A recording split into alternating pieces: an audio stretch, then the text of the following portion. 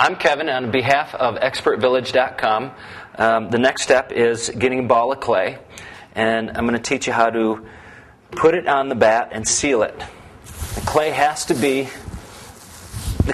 be sealed onto the bat. And you notice it's fairly dry. A lot of people get it wet right here. You don't have to get it wet. The clay is going to stick to this Formica. So I just try to get it in the center. Give it a couple whops with my hand. And again, heel down on the foot pedal. Turn the power on. And we're ready to go. And one important thing is speed. You don't need it going super fast, but too slow. Just kind of doesn't need to go real slow. About a good medium speed.